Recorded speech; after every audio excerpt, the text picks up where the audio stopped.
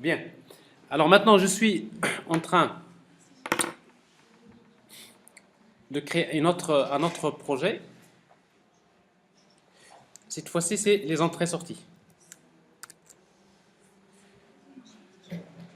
Alors, le premier exemple d'application sur les entrées-sorties consiste à créer une application qui permet d'afficher le contenu d'un répertoire. Application 1.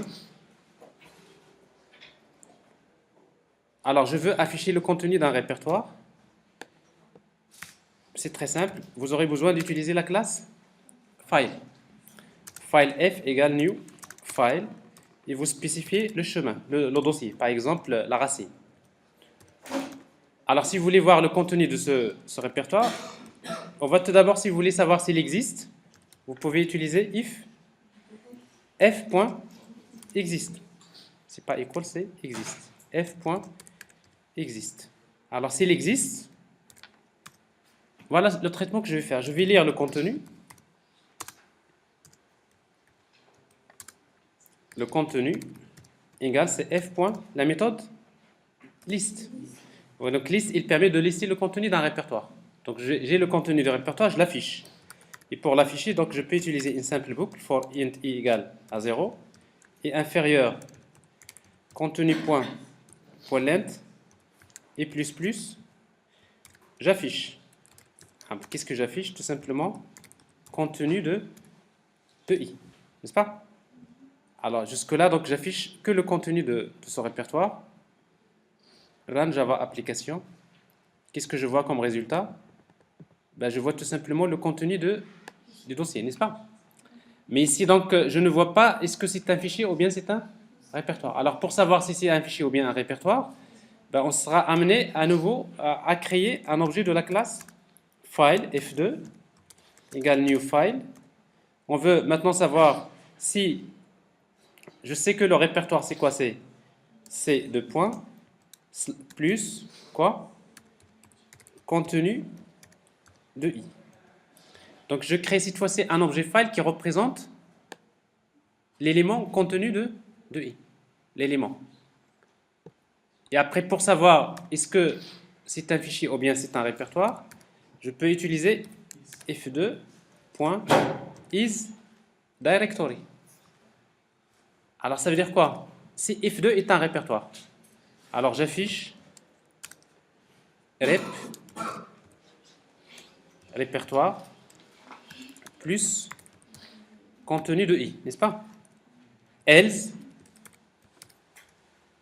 j'affiche comme quoi c'est un fichier plus contenu de i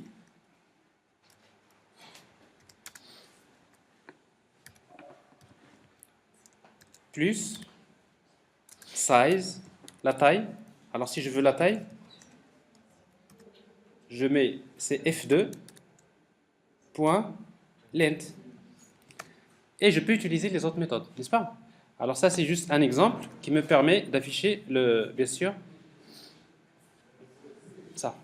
Alors je vois bien le contenu. Pour chaque élément, je vois est-ce que c'est un répertoire ou bien c'est un fichier. Alors ça, c'est un fichier, donc je vois size égal. Ici, donc, on a oublié un petit peu égal.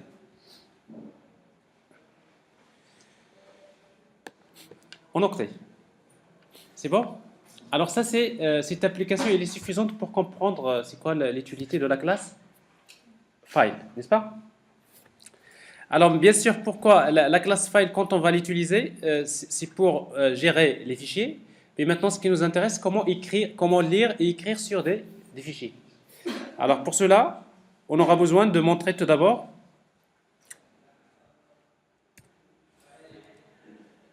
lire et écrire sur un fichier texte. Supposons que je vous demande de créer une application Java qui permet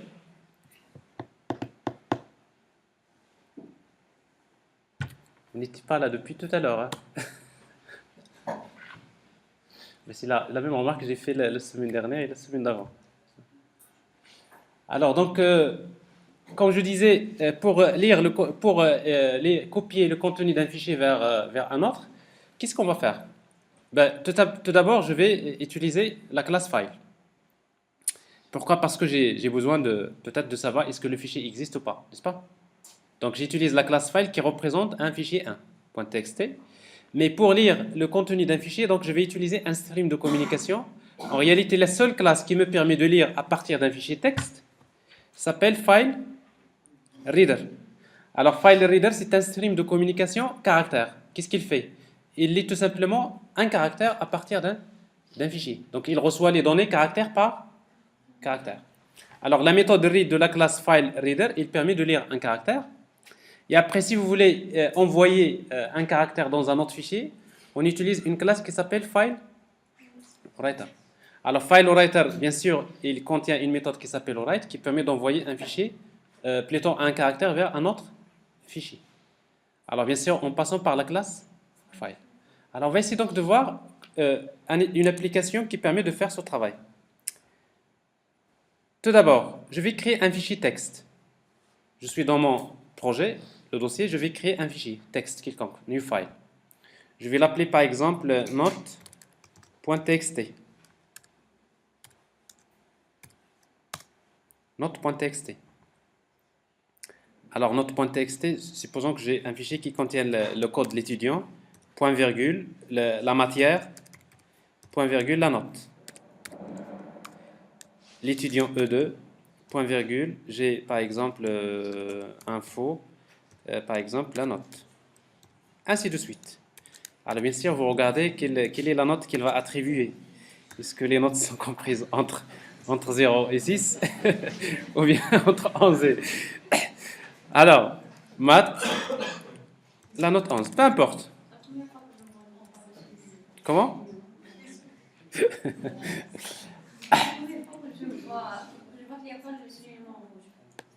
Alors, c'est pas du Java.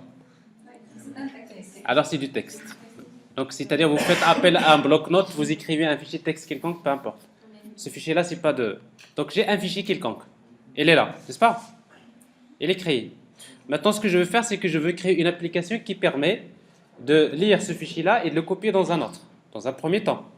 Mais après, on va essayer de le crypter. Parce qu'en fait, on ne va pas souhaiter que ces données soient claires, on voudrait le crypter. Par exemple, alors pour créer une application qui permet de lire et copier un fichier, l'application 2, le principe est le suivant.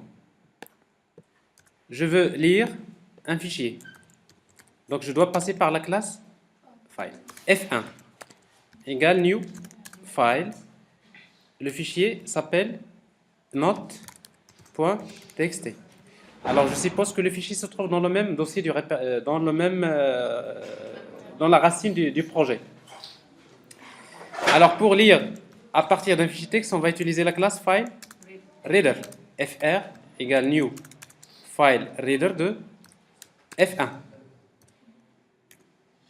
Alors sauf que quand vous utilisez new file reader, il y a les exceptions. File not found exception. Voilà une exception non surveillée, qui est surveillée plutôt, et qui va vous obliger de faire un try catch. Alors pour faire un try catch, donc vous pouvez utiliser, vous cliquez, donc vous utilisez donc try catch, n'est-ce pas? Try catch. Ou parfois ça peut être utile de prendre tout un code et vous dites tout simplement surround with try catch. Bon, vous avez la même chose, c'est-à-dire le code là, il est encadré par un bloc try catch. Alors en tout cas, je continue. Donc, file reader. Alors maintenant, je vais écrire sur un autre fichier. Donc j'ai file f2 égale new file.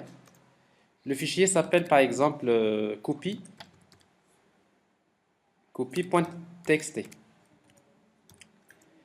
Et après, je vais utiliser la classe file writer. Parce qu'avec reader, je lis et avec writer, j'écris. fw égale new file writer de f2.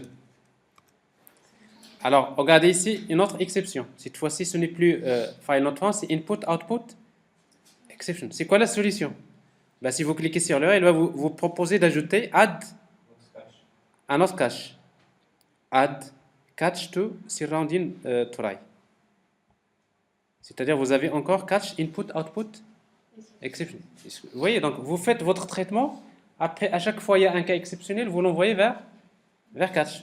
Mais si vous voulez pas qu'il vous dérange à chaque fois, vous mettez tout simplement catch exception.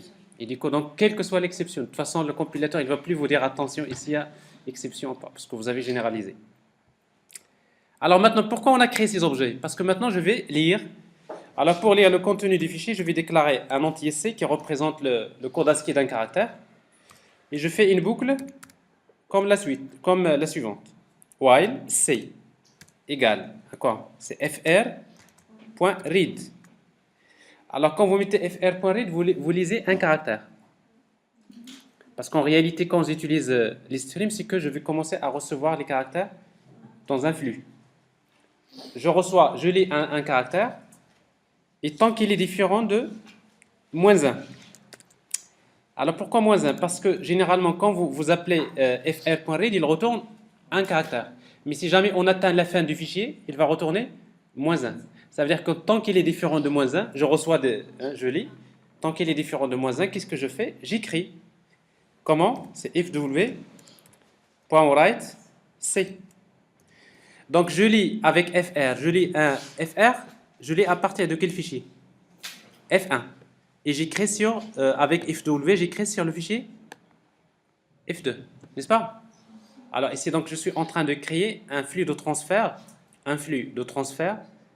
Vous voyez donc, il y a des données qui arrivent de F1 et après, ils vont être envoyés vers F2. Mais caractère, pas caractère. Et si vous, à la fin, n'oubliez pas de fermer les moyens de communication, c'est fr.close et après fw.close. Alors si vous exécutez l'application, il n'y a rien qui est affiché, mais par contre, si vous regardez dans votre répertoire, on a besoin d'actualiser avec refresh. Et qu'est-ce que je vois ici? Je vois, voilà. Donc j'ai le fichier note et j'ai copie. Je vois bien que le contenu de note et copie, c'est la même chose. Mais supposons je vous demande de crypter. Je ne veux pas copier, mais en même temps, je crypte. Quelle est la solution la plus simple que vous pouvez faire? Crypter le C, ça veut dire quoi?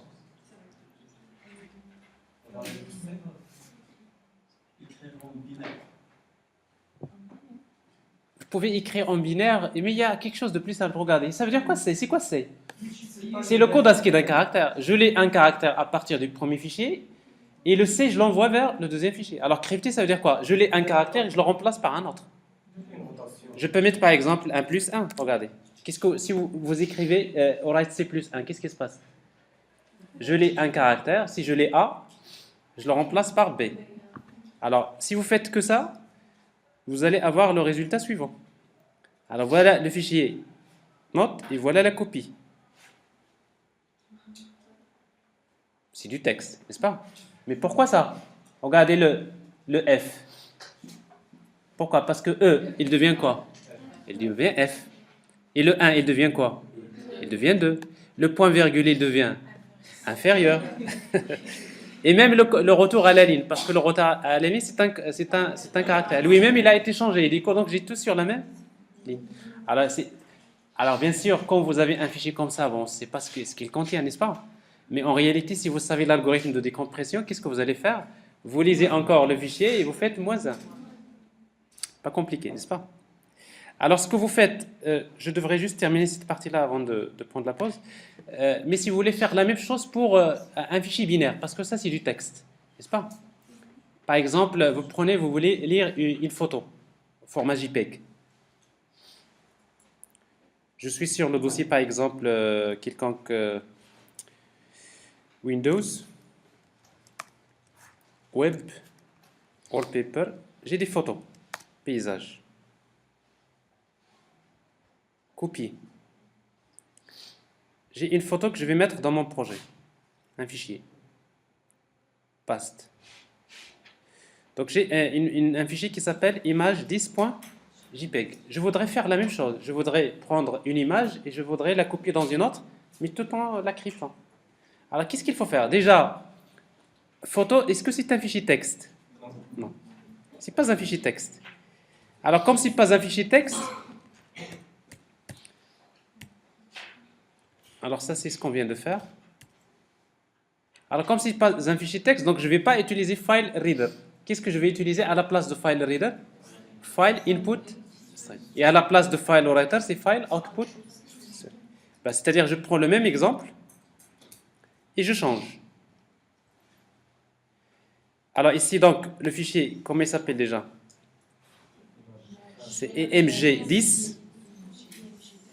Donc c'est EMG10, EMG, img10.jpg. Alors au lieu de file reader, je vais utiliser file input stream. La copie, donc ça va être, on va l'appeler copie.jpg. Au lieu de file writer, on va utiliser file output stream. File output. Et la même chose. Je lis des données et je les envoie. Alors, sauf que bien sûr, si vous mettez au write C, c'est que vous êtes en train de faire tout simplement la copie. Alors, on exécute. Alors, c'est pas le... Je crois... Oui, c'est bon. C'est le deuxième.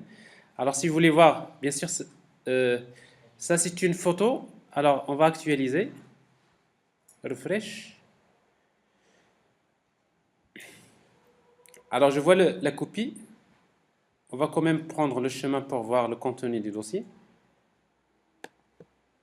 Je prends le chemin où se trouve le projet. CTRL V. Alors ici, donc, qu'est-ce que j'ai? J'affiche le détail. Alors ici, donc, j'ai le fichier image et j'ai la copie. Donc, de toute façon, hein, on a bien respecté. Alors, maintenant, si vous faites la même chose, mais vous faites un cryptage, au lieu de mettre ça, vous mettez +1, ben vous allez produire une copie, mais il n'y a personne qui peut la lire. Hein. Personne. Regardez, ça c'est une photo, mais ce fichier-là c'est copie.jpg. Vous pouvez l'ouvrir avec n'importe quel logiciel, il n'y a aucun logiciel qui va vous afficher cette photo. Pourquoi? Parce que le seul qui peut l'afficher, c'est vous. Vous allez créer une autre application, vous commencez... Alors, si vous dites pour une image, mais vous pouvez l'appliquer pour une vidéo, pour n'importe quel, parce que quand vous dites les fichiers binaires, c'est-à-dire n'importe quel fichier, d'accord? Alors voilà donc la première partie. Par exemple, les 100 premiers caractères, oui. On aurait une image. Si vous sautez, c'est pas c'est plus compliqué, parce que le fichier JPEG, son en-tête, il est assez complexe. C'est pas un fichier image... Parce que tout dépend également du contenu. Parce que maintenant ici, le problème c'est qu'on a... c'est vrai, parce que ici dans le fichier JPEG, qu'est-ce qu'on a fait? On a décalé même l'entête du fichier JPEG, on l'a modifié, donc il n'y a aucun logiciel qui peut la lire.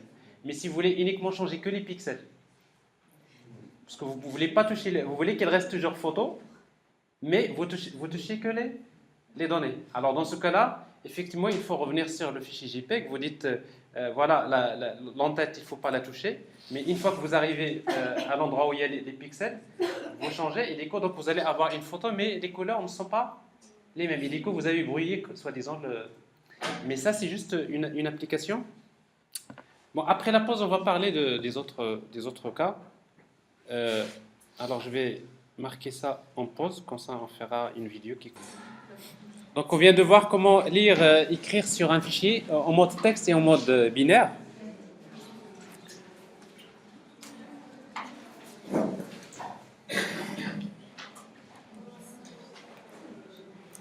Alors, tout à l'heure, on avait écrit une application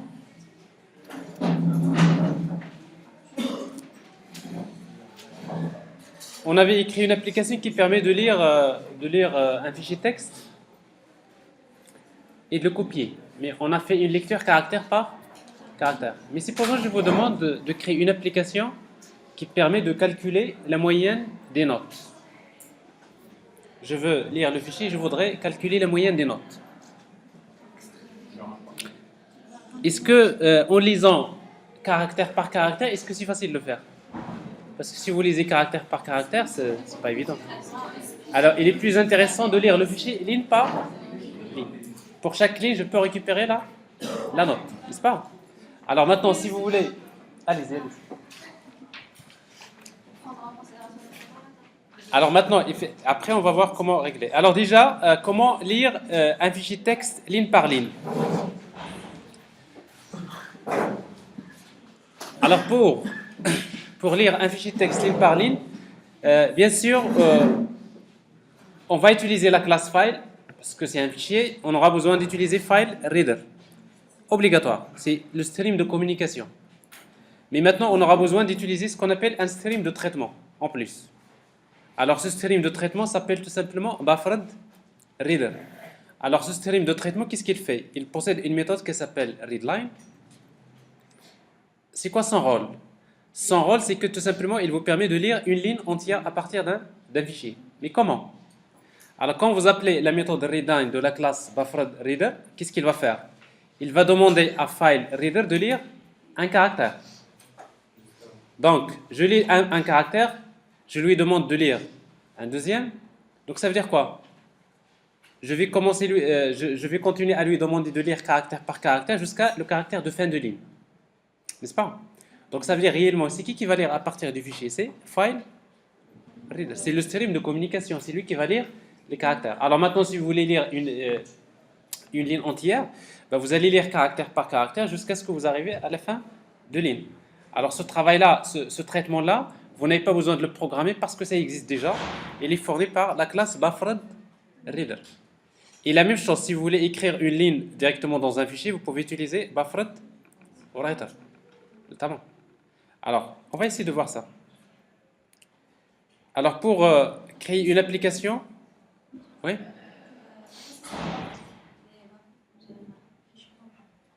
À quoi ça sert? En fait, le buffer au tampon, en principe, quand vous entendez les buffers ou bien tampons, c'est tout simplement une mémoire dans laquelle je stocke un flux de données temporaire que je vais utiliser par la suite. Alors, pour créer ce genre d'application, on peut créer une troisième application, application 3. Je veux lire le contenu d'un fichier, texte, ligne par ligne. Tout d'abord, je commence par la classe file, f égale new file.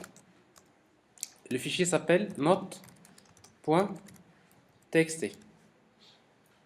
Ensuite, on aura besoin d'utiliser file reader, fr égale new file reader. On va lui donner comme paramètre f. Je crois que l'enregistrement il est en cours. Oui. Alors bien sûr, ici quand vous créez file reader, on a vu tout à l'heure qu'il nous faut un try catch. Donc sur round with try catch.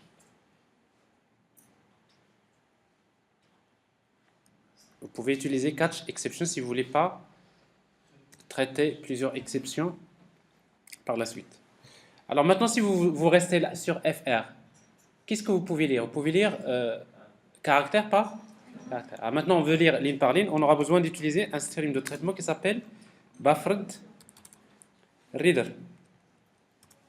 br égale new buffered reader de fr. Regardez bien. Quand je crée buffered reader, je lui donne comme paramètre fr. Alors c'est quoi fr? C'est file reader. Il représente quoi? F. Et F c'est quoi? C'est notre texte. Alors ici donc j'ai un enchaînement d'objets comme ça. C'est que file reader il est lié à plutôt file buffered reader il est lié à file reader. File reader il est lié à file, n'est-ce pas? Alors maintenant par la suite, si vous voulez lire le fichier ligne par ligne, tout simplement vous utilisez, je sais que je vais lire cette fois-ci des chaînes de caractères, vous utilisez la boucle toujours while s. Cette fois-ci je vais lire avec br, c'est-à-dire buffered reader, et je fais appel à la méthode readline. Readline. Alors tant qu'il est différent de... Alors ce n'est plus -1, c'est nul. Pourquoi? Parce que c'est une chaîne de caractères. Tant qu'il est différent de nul, c'est-à-dire tant que je n'ai pas atteint la dernière ligne, qu'est-ce que je fais? Alors maintenant, si je veux juste vérifier, j'affiche S. Alors si vous exécutez l'application, vous allez juste voir que pour le moment, je suis en train d'afficher. Alors, en fait, j'ai exécuté l'autre application. Alors, j'exécute la troisième application. Qu'est-ce que je vois? Donc, j'affiche. Je lis ligne par ligne et j'affiche, n'est-ce pas? Alors maintenant, si vous voulez maintenant récupérer la moyenne. Parce que ça, c'est des problèmes classiques. Vous voulez récupérer la moyenne, qu'est-ce qu'on va faire? Ben, on va utiliser une méthode qui s'appelle, dans string, qui s'appelle split.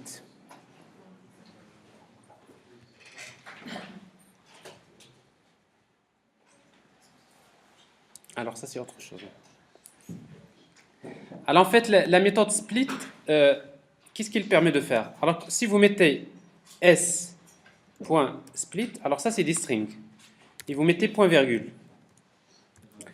Alors c'est comme si vous découpez avec la chaîne de caractères, là où il y a un point virgule, vous faites une...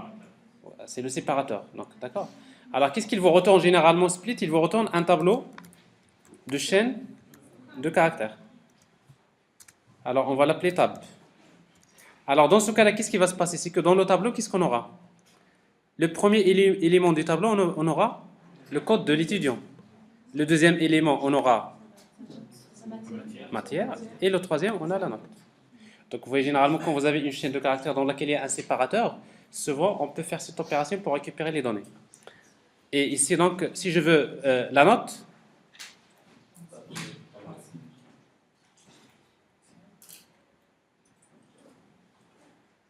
alors, qu'est-ce qui manque à ça? Un peu de problème? Pas de problème. Alors, qu'est-ce qui manque maintenant? On aura besoin de récupérer la note. Je sais que la note, elle est de type double. La note, à quoi est égale? C'est tout simplement cette table de 2. Parce que table de 0, c'est E1, c'est le code. Table de 1, c'est la matière. Alors, sauf qu'il y a un problème de type. Alors, string double. Alors, comment convertir un string en double? On va utiliser une classe qui s'appelle double. La méthode parseDouble de table de 2. Ça permet de convertir donc un nombre en format string vers le double. Et du moment maintenant, si vous voulez faire la moyenne, ben vous ajoutez tout simplement ici, vous déclarez une variable somme, n'est-ce pas? Égale à 0. Et vous avez besoin d'un compteur np égale à 0. Ben, du coup, donc pour chaque ligne, vous incrémentez le nombre, n'est-ce pas? Et à chaque fois que vous avez une note, vous allez faire la somme. La somme égale à la somme actuelle auquel je vais ajouter la note. Donc à chaque fois, j'ajoute la note. Et à la fin, quand je sors de la boucle, qu'est-ce qu'il y aura dans la somme? Il y aura la somme de toutes les notes. Alors si je veux afficher la moyenne, donc je vais utiliser... Alors la moyenne égale... La moyenne, c'est quoi? C'est la somme divisée par NB. Alors ça, c'est juste un exemple d'application dans lequel on vous montre c'est quoi l'intérêt de travailler avec les streams de traitement. Ici, donc, quand on veut faire le cryptage, il est plus intéressant de lire le fichier caractère par caractère, parce que chaque caractère, je le remplace par un autre. Mais quand il s'agit, par exemple, de récupérer des données structurées dans un fichier texte, on a besoin de lire ligne par ligne. Et chaque ligne, je fais un split, je récupère les champs et je fais ce travail. Alors, il y a beaucoup d'applications dont on aura besoin de faire ces traitements sur les fichiers texte, n'est-ce pas? Alors, bien sûr, si vous utilisez une base de données qui est déjà structurée, le problème ne va pas se poser. Mais quand vous êtes dans des applications où vous avez des fichiers texte, et après on a besoin de faire un traitement. Alors forcément, on a besoin de faire ce travail, n'est-ce pas? Ça, vous avez parfois des applications où on vous dit que si vous voulez participer dans un concours ou je ne sais pas quoi, vous envoyez un SMS et on vous dit que le SMS, il va contenir le code, espace, après vous mettez votre nom, espace, et vous mettez la réponse, n'est-ce pas? Alors qu'est-ce qui se passe? Que tout le monde envoie des SMS et du coup j'ai un fichier texte dans lequel j'ai beaucoup de données. Après j'ai besoin de traiter. Pour traiter, qu'est-ce qu'on va faire? On va faire ce genre de travail. Est-ce que c'est clair? Bien, alors on arrive maintenant à un autre type de traitement. C'est la compression. Quelque chose de très important. Supposons que vous voulez lire un fichier quelconque et vous voulez le compresser. Vous voulez faire la compression. vous avez un document Word, n'est-ce pas? Un fichier .doc et vous voulez l'enregistrer dans un fichier .zip. Alors, qu'est-ce que vous allez faire? Alors, un document quelconque, que ce soit image, peu importe, si vous utilisez file input stream, c'est-à-dire quel que soit le document, que ce soit un fichier texte ou une image ou un fichier binaire d'une manière générale. Alors, on va lire donc avec file input stream, donc je vais lire des octets. On a juste besoin d'utiliser buffered input stream. Avec buffered input stream, qu'est-ce que je fais? Comme buffered reader, je lis une série d'octets, n'est-ce pas? Donc une série d'octets qui vont être stockés. Alors par la suite, si je veux écrire sur un fichier, je peux bien utiliser file output stream, parce que c'est un fichier binaire, mais je vais passer par plutôt un stream de traitement qui s'appelle buffered output stream, qui contient une méthode write qui permet d'écrire également un octet. Pourquoi tout ça? Parce que ici, la classe zip output stream, c'est elle qui va faire la compression. Donc zip output stream, c'est quoi? C'est la méthode qui va faire la compression. Alors vous savez que la compression, si vous voulez faire la compression, c'est quoi le principe de WinZip? Le principe, ça veut dire quoi la compression de données? Vous avez un fichier qui contient, un fichier binaire qui contient une série des 0 et des 1, n'est-ce pas? Alors si vous comptez, si vous ne faites pas la compression, c'est combien d'octets? 1, 2, 3, 4, 5, 6, 7, 8. Un octet, 2 octets, 3 octets, 4 octets par exemple, n'est-ce pas? Alors c'est-à-dire si vous ne faites pas de la compression, c'est 4 octets. Avec WinZip, qu'est-ce qu'il va faire lui? Il va regarder tout simplement, vous avez ici combien de 1 qui se répètent? 1, 2, 3, 4, 5, 6, 7, 8. N'est-ce pas? 8, 1, ben, il va mettre 8, 1. Ensuite, il y a combien de 0? 5. 5, 0. Et après, il y a encore 8, 1, par exemple. N'est-ce pas? Donc, WinZip, c'est ce qu'il fait. C'est une compression sans perte. Il ne va perdre aucun bit d'information. Sauf que, au lieu d'enregistrer un millier de 1 successifs, ce qui va faire, par exemple, 50 octets, il va enregistrer combien de fois le 1 se répète. Et après, il va mettre 1. Et après, combien de fois le 0 se répète. Et c'est comme ça que, c'est comme si je vous demande de simplifier une équation mathématique, n'est-ce pas? Rappelez les exercices des années, je ne sais pas quand est-ce, peut-être l'année dernière.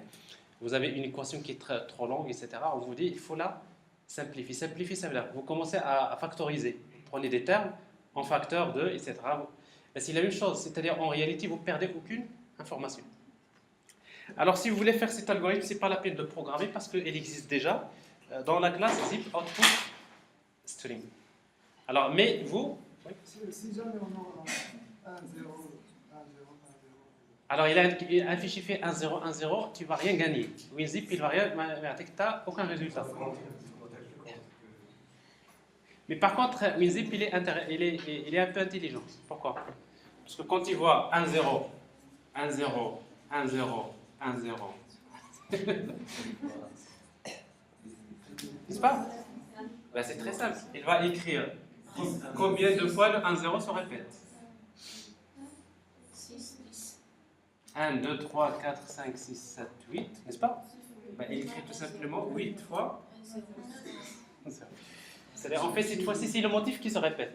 Il va prendre carrément un bloc qui se répète et il va le factoriser. Donc, c'est un peu... Je vous donne juste l'idée. Mais après, si vous voulez penser encore un peu plus, vous pouvez lire sur le principe de la compression WinZip.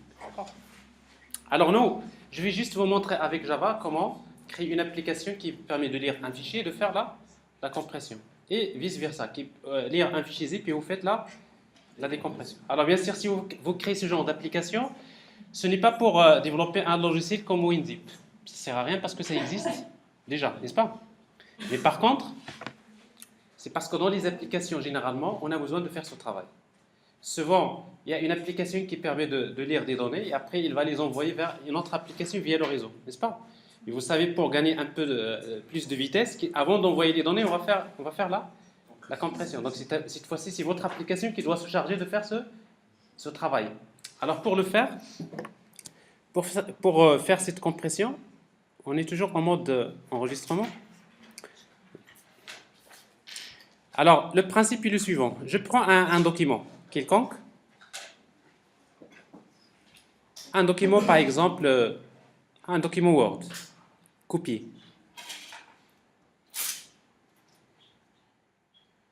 Alors, je le mets dans le dossier paste. Donc, c'est un document Word, je peux prendre n'importe quel fichier, peu importe. Je voudrais maintenant créer une application qui permet de lire ce fichier-là. Alors, je vais juste simplifier le nom de ce fichier-là, je vais le renommer. Refactor rename. Alors, on va l'appeler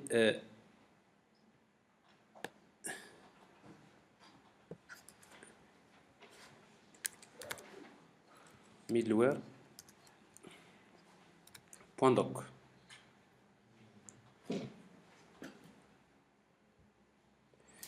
Je crée l'application.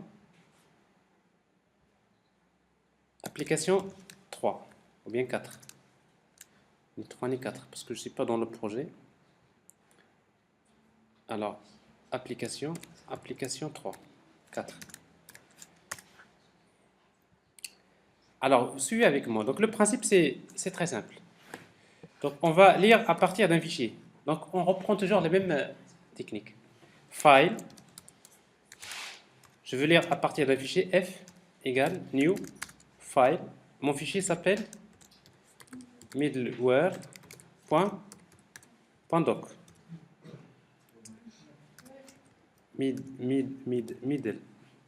Middleware.doc. Comme c'est un fichier binaire, je vais lire avec file input ifs égale new file input stream de f. Je vais lire avec la même chose ici, c'est l'histoire des exceptions, n'est-ce pas? Donc sur round with try catch exception. Vous voyez donc, on a l'impression maintenant de répéter les mêmes choses, parce que de toute façon, le principe maintenant, si on commence à comprendre, on y va. Alors, maintenant, je vais lire avec buffered input stream. Alors, en fait, buffered input stream, il est intéressant quand je veux lire une série d'octets, parce que quand on veut faire la compression, il vaudrait mieux avoir une série d'octets que d'avoir un seul octet. Parce que si vous voulez compresser octet par octet, ça ne donne aucun résultat.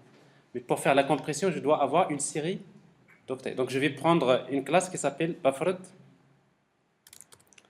input stream. Alors, buffered input stream égale new buffered input stream. Et qu'est-ce que je lui donne comme paramètre? If, i, s. À nouveau donc, buffered input stream, il est lié à file input stream. Alors ensuite, je vais maintenant écrire. Avec quoi?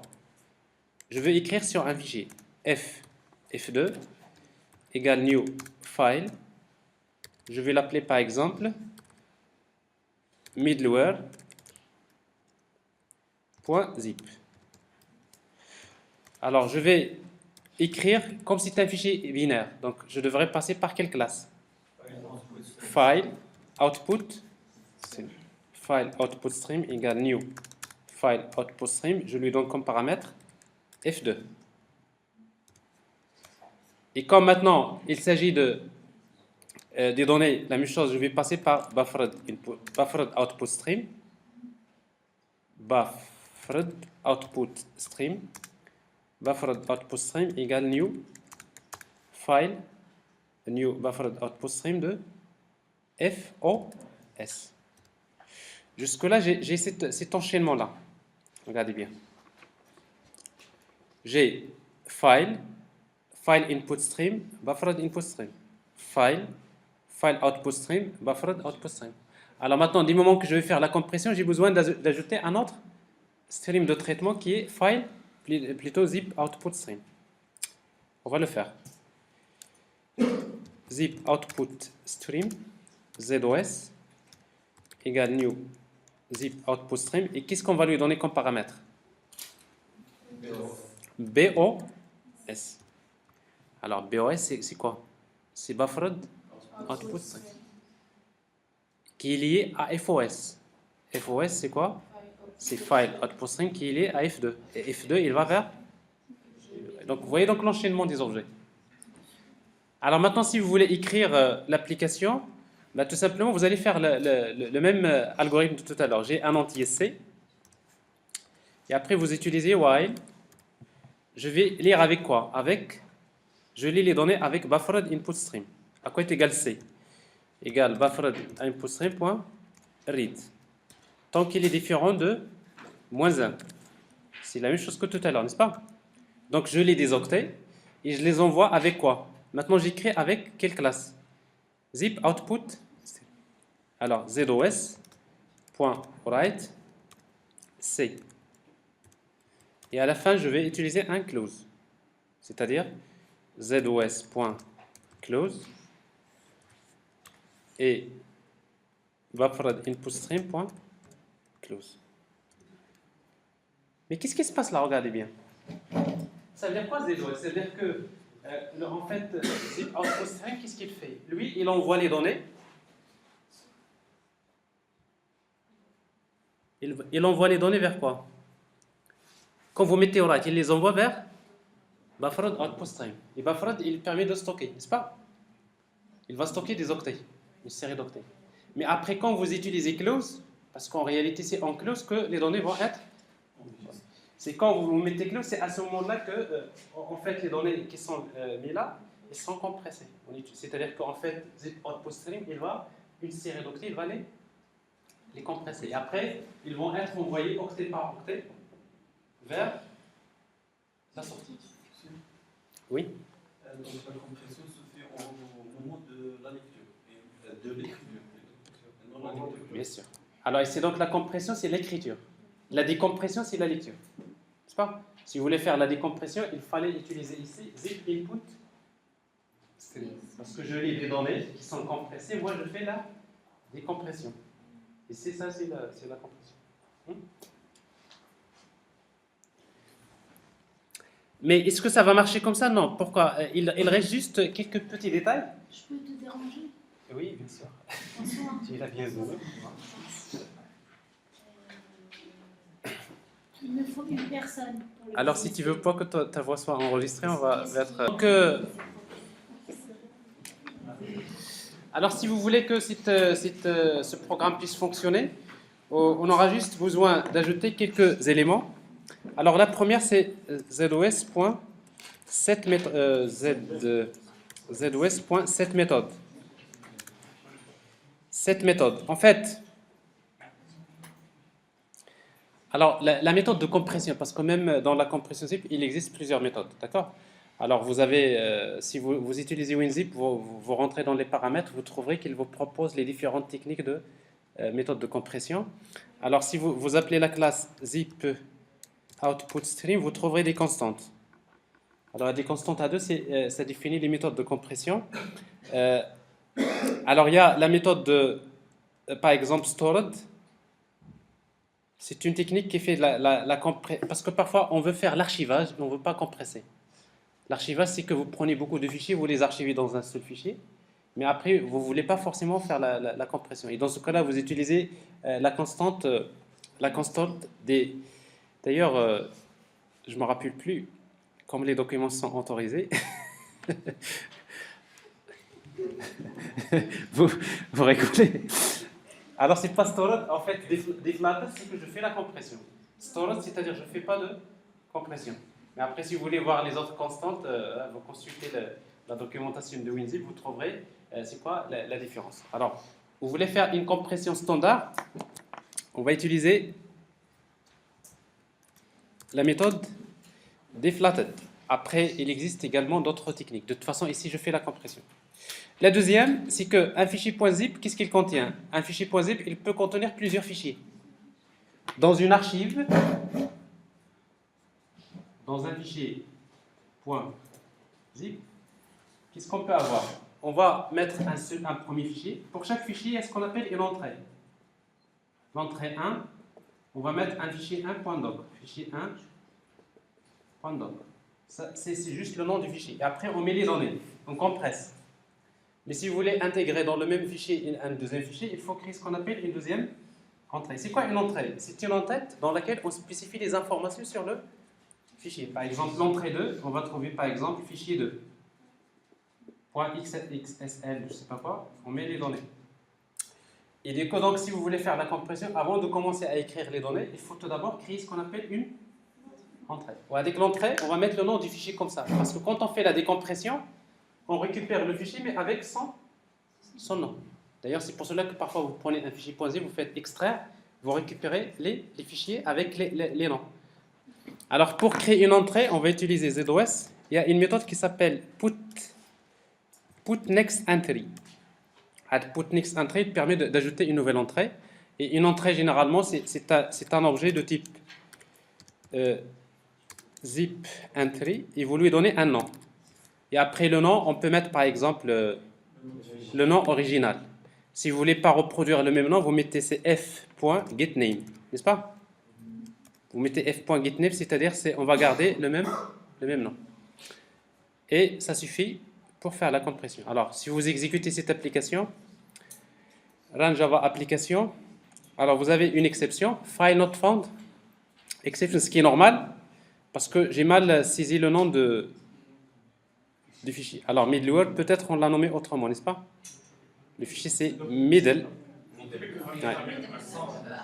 Alors, middle, c'est pas bien écrit. Voilà. Alors, je réexécute l'application. Encore, c'est mal écrit.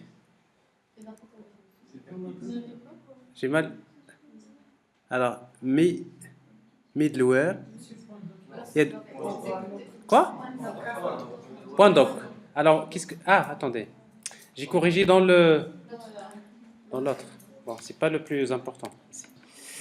Alors, je l'appelle middleware.zip, peu importe. J'exécute. Il n'y a pas de message. La compression, on va regarder si c'est bien faite. On va actualiser avec refresh. Alors, j'ai ici, on va regarder quand même le chemin de tout à l'heure. Alors, nous avons un fichier qui s'appelle middleware. On va voir sa taille.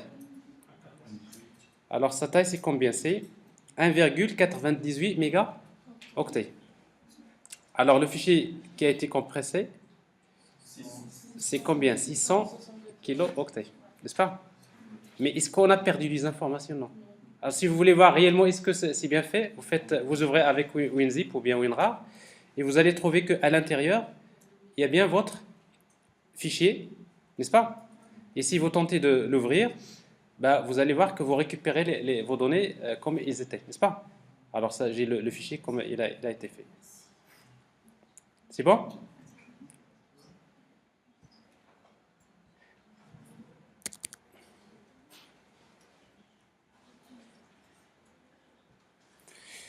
Voilà la compression. Oui. De? Oui. Oui, bien, c'est normal. C'est-à-dire après des compressions, parce que vous avez fait le. Ben vous... Non. Là, attends. D'abord, tu ouvres le fichier, là, il a fait la décompression.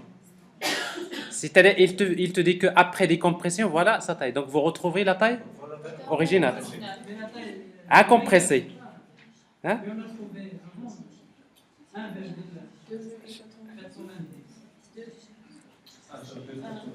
1,98 mégas. Multiplie par 1024, tu auras ça. C'est pas 1000. D'accord? Alors maintenant, si vous voulez faire la décompression, c'est la même chose. Donc je vais vous laisser ça, vous pouvez tester vous-même. La décompression, c'est qu'au lieu d'utiliser ça, vous aurez ce scénario. Alors ça, c'est la compression.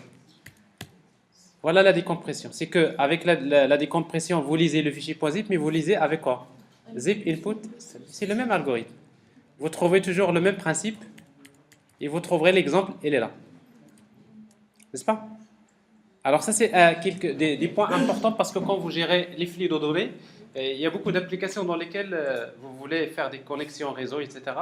On récupère des données et on les affiche, n'est-ce pas? Alors pour terminer, la dernière partie, c'est justement la sérialisation. Alors c'est quoi la sérialisation? Alors on a vu comment écrire des données. On a vu comment écrire des données format texte, format binaire sur des fichiers texte. Mais après, dans la programmation Java, vous avez la possibilité d'enregistrer un objet carrément, par exemple dans un fichier. Alors le fait d'envoyer un objet vers une sortie quelconque, ça s'appelle la sérialisation. Je prends l'objet de la mémoire, je le convertis en une série d'octets et je commence à envoyer ces octets vers une sortie. Donc cette sortie-là, ça peut être un fichier. Alors en tout cas, pour faire la sérialisation avec Java, on utilise une classe qui s'appelle ObjectOutputStream. Et si vous voulez faire la désérialisation, ça veut dire lire un objet à partir d'un fichier et de le récupérer, on utilise une classe qui s'appelle ObjectInputStream. Mais il y a une condition. Ça, j'en ai parlé la dernière fois, si vous vous rappelez.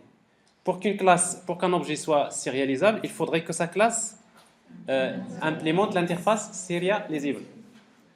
Et une autre chose dont on n'a pas parlé, pour désigner les attributs qui ne doivent pas être sérialisés dans une classe, on peut les déclarer de type transient. Alors, je vais prendre un exemple. Alors, on va essayer donc de voir comment faire la sérialisation. Alors, la sérialisation, donc le principe, il est très simple. Maintenant, je vais créer une classe. Imaginez que je crée une classe qui s'appelle opération. Par exemple, les opérations sur un compte bancaire que je mets dans un package métier. Alors, je sais que chaque opération est définie par un numéro. Le numéro de l'opération. Il est défini par la date de l'opération. On va déclarer la date de type date du package java.util. La date opération. Le montant de l'opération.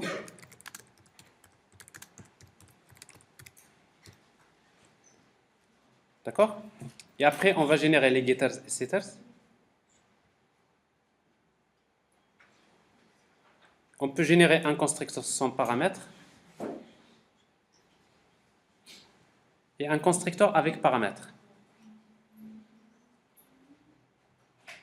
Un exemple de classe. Alors maintenant, je vais créer une application qui permet de créer des objets opérations et de les enregistrer dans un fichier. Alors, c'est le dernier exemple que je vais traiter à ce niveau-là. Alors, je crée une application 5.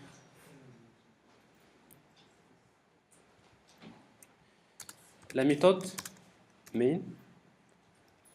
Je veux faire la sérialisation dans un fichier. Donc, je vais tout d'abord créer un objet de la classe file. New file. Le fichier, je l'appelle par exemple banque.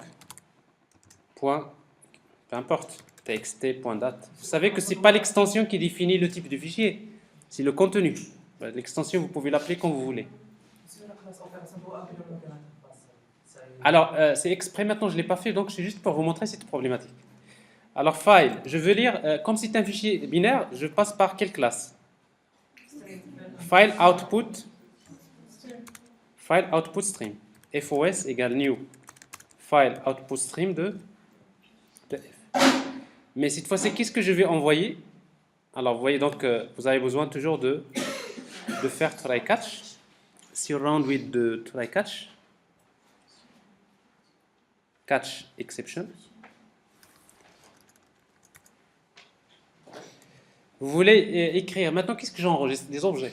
Alors si vous voulez enregistrer des objets, on va utiliser la classe qui s'appelle Object Output.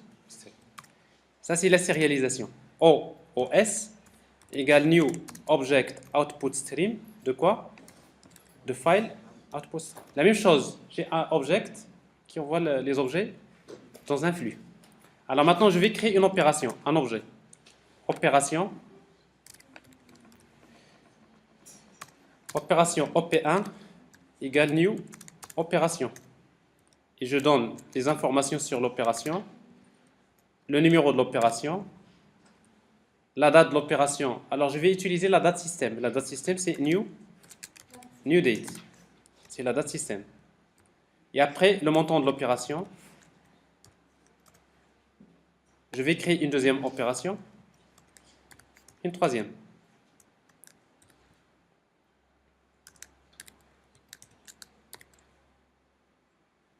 Le numéro de l'opération 2, 3, avec des montants quelconques.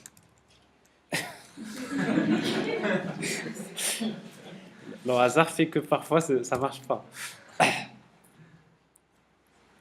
Vous savez que je suis en train maintenant de travailler avec le mode économie d'énergie. Hein? Et- Alors, donc j'ai 3 opérations, mais bon, vous savez que quand vous quittez l'application, les objets, vous les créez, ils sont détruits par la suite, n'est-ce pas?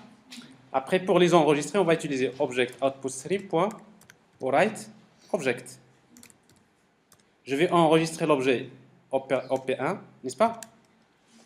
Et je fais la même chose pour les autres. Si c'était une liste d'objets, donc j'enregistre directement la liste. Pas de problème. Donc OP2, OP3, et sans oublier à la fin, close.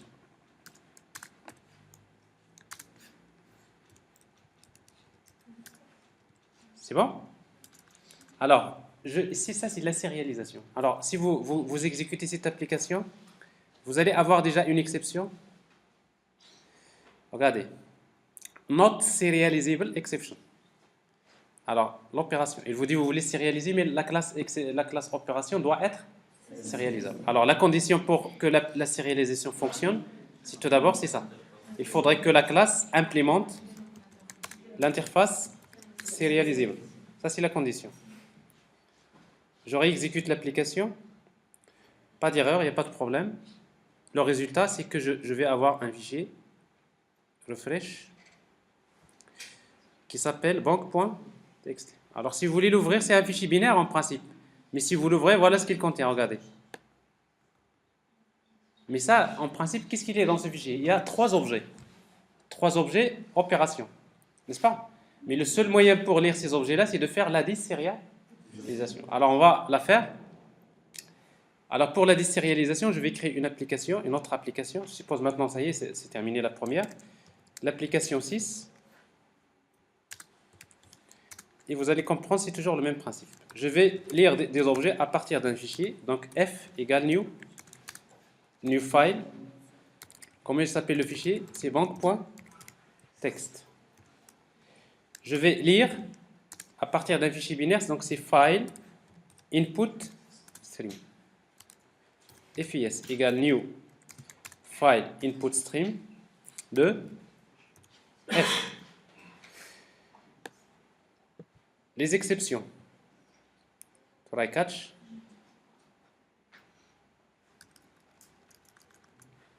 Alors maintenant, je vais lire les objets. Donc je vais utiliser la classe object input stream. Object input stream égale new object input stream de FIS. Alors maintenant, si je veux lire les objets, il suffit de déclarer, je vais lire des opérations, je déclare opération OP1 égale, c'est quoi? C'est object input stream. La méthode s'appelle read object. Alors read object, qu'est-ce qu'il récupère? Il récupère là tout l'objet. Alors sauf que la méthode read object retourne un objet de type object. On a besoin de faire un sous-casting. Alors le casting, c'est-à-dire vous dites c'est vrai c'est un objet de type object, mais en réalité c'est une opération. Mais qu'est-ce qui se passe là? Il va lire une série d'octets à nouveau, et après il reconstruit l'objet. Et pour vérifier, si vous voulez lire les informations, alors vous pouvez faire la même chose si vous voulez lire le deuxième objet et le troisième. N'est-ce pas? Opération 2, opération 3. Et après, si vous voulez afficher les informations sur opération 1, par exemple, opération 1.get numéro. OP1, je vais afficher le numéro de l'opération. J'affiche la date de l'opération et j'affiche le montant de l'opération. Get montant, n'est-ce pas? Je lis l'objet, j'affiche les informations. Alors j'exécute l'application. Donc ça c'est la 6e. Alors je vois bien le numéro 1, la date et les données. Donc vous voyez donc ici, donc je suis en train de faire ce qu'on appelle la désérialisation. Ça fait? Fahmtي ديك la question que tu as posée au début. Voilà, مزيان. Alors maintenant, juste un dernier point, c'est que il y a quand même quelque chose dans la sérialisation qui parfois peut être utile. Quand je veux sérialiser, je vais sérialiser par exemple les attributs, mais il y a des attributs que je ne veux pas sérialiser. Alors pour indiquer les attributs non sérialisables, vous mettez par exemple transient. Alors en fait, c'est pas obligatoire parce que transient, private, des modificateurs, private, transient. Alors en fait, vous voyez donc, on a déjà parlé de statique, on avait parlé de final si vous vous rappelez, n'est-ce pas? On avait parlé de abstract, et j'avais mis entre parenthèses, je disais, il y a également synchroniser des transients, ils seront utilisés, on va les voir quand on va faire la sérialisation. Donc c'est bien l'occasion de voir que dans Java, dans les modificateurs, il y a transient. C'est pour spécifier comme quoi un attribut n'est pas sérialisable. Alors si vous mettez transient, regardez, je vais à nouveau exécuter l'application 5, ce qui va permettre de sérialiser, n'est-ce pas? Là-bas, les objets sont sérialisés. Je reviens à l'application 6, je vais désérialiser. Qu'est-ce que vous remarquez? Ben, je récupère le numéro, la date, mais le montant, il est 0. Donc ça prouve que dans le fichier, il n'y a pas le montant. Alors après, vous allez voir quand est-ce qu'on aura besoin de spécifier les données sérialisables ou pas. Donc ça, c'est en tout cas pour spécifier les attributs non sérialisables, on utilise le modificateur transient. Ça fait? Vous avez des questions? Oui. Est-ce qu'on peut sérialiser des objets de différents types de le même fichier? Oui. Alors, au write object, vous lui donnez un objet. N'est-ce pas? Alors, votre collègue, il dit que, par exemple, vous créez également un autre... sauf que le problème, c'est dans l'ordre. Vous créez un objet de type, par exemple, vous l'appelez une classe étudiant. N'est-ce pas? Sérialisable. Implement serializable. Et après, dans votre application sérialisée, vous créez un étudiant. E égale new étudiant. C'est vrai, c'est un objet qui ne contient rien, mais c'est un objet, n'est-ce pas? Constructeur par défaut. Et après, vous enregistrez ici quoi? E. Il n'y a pas de problème. Mais sauf que il faut faire attention dans la récupération, dans la désérialisation. Regardez, donc je fais la sérialisation, mais dans la désérialisation, le premier objet, je dois savoir que c'est une opération. Mais le deuxième, c'est un étudiant. Mais si je laisse comme ça opération, vous allez avoir une exception dans la désérialisation. Ce qui est normal. Il va vous dire class cast exception. Regardez, class cast exception. Pourquoi? Parce qu'il a récupéré le deuxième. Vous voulez faire un casting vers opération, or c'est un étudiant. Il dit que donc si vous voulez que ça marche, il faudrait que le deuxième objet, c'est quoi? C'est un étudiant. Donc là, il n'y a pas de problème. Pourquoi? Parce qu'il suppose que c'est des objets de type object. Je fais la désérialisation et là, je récupère les données, il n'y a pas de problème. Mais bien sûr, étudiant, donc je n'affiche rien parce qu'il ne contient rien. Pour, Oui. Les attributs statiques. Oui. Comment il va gérer la sérialisation? Alors, les attributs statiques ne seront jamais sérialisés parce qu'ils n'appartiennent pas aux objets, ils appartiennent à la classe. Donc, les membres statiques d'une classe ne seront jamais sérialisés. Si vous voulez sérialiser les attributs statiques, il faudrait sérialiser la classe elle-même. Sérialiser la classe. Oui. De la même manière. De la même manière. Alors, vous voulez sérialiser une classe, l'astuce, c'est quoi? C'est que vous êtes dans l'application 5. Pour sérialiser une classe, vous dites... Vous déclarez un objet de type classe, comme ça. Classe C égale, par exemple, opération, et vous appelez une méthode qui s'appelle classe. Regardez, c'est quoi en fait? Vous savez que toutes les classes possèdent un attribut qui s'appelle classe. Qu'est-ce qu'il retourne? Il retourne, il va prendre, parce qu'en fait la classe, elle est chargée en mémoire sous forme d'un objet. Vous voyez donc même la classe elle-même, elle est chargée en mémoire sous forme d'un objet de quel type? De type classe. Mais après, si vous voulez sérialiser la classe, vous mettez au write object quoi? Et là, ça peut être intéressant parce qu'après, effectivement, quand vous sérialisez la classe, vous sérialisez le code des méthodes et tout ça.